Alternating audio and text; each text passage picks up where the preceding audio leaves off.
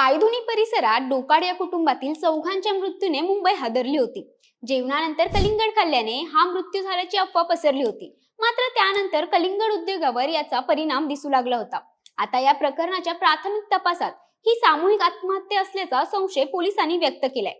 घरातील आर्थिक तणावाच्या स्थितीमुळे अब्दुल्ला डोकाडिया यांनी हा निर्णय घेतला असल्याची शक्यता आता वर्तवण्यात येते। पण का? या प्रकरणातील इनसाइड स्टोरी काय आहे, सविस्तर जाणून घेऊयात या व्हिडिओतून। नमस्कार, मी वृंदा लासे आणि कॅमेरावर आहे सेजल जाधव। तर तपासात आतापर्यंत समोर आलेल्या माहितीनुसार या चौघांनी जेवणानंतर खाल्लेल्या कलिंगडावर झिंक फॉस्फाईड सापडले, ज्याचा वापर उंदरांना मारण्यासाठी करण्यात येतो। आत्महत्या केलेल्या डोकाडिया कुटुंबातील प्रमुख व्यक्ती असलेले अब्दुल डोकाडिया यांच्या बँक खात्यात केवळ 20 ते 22 हजार रुपये होते, असं तपासात निष्पन्न झाले। या व्यतिरिक्त कोणतीही बचत या कुटुंबाकडे नव्हती। या बँक खात्यातून दर महिन्याला केवळ 17 ते 18 हजारांचे व्यवहार होत असल्याचंही तपासात समोर आले। अब्दुल्ला यांना दर महिन्याला 9 हजार रुपये गाळ्याच्या भाड्यातून मिळत होते। हे कुटुंब मात्र पायधुनी परिसरात भाड्याच्या घरात वास्तव्यास होतं।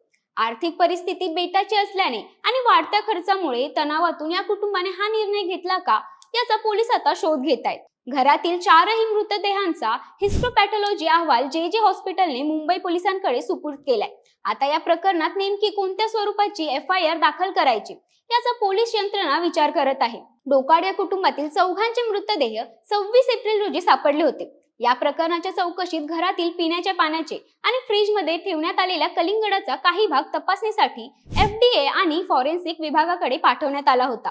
कलिंगडाच्या तपासणीत कोणत्याही भेसळ असल्याचं निष्पन्न झालं नसलं तरी झिंक फॉस्फाईड कलिंगडावर असल्याचं तपासात निष्पन्न झाले।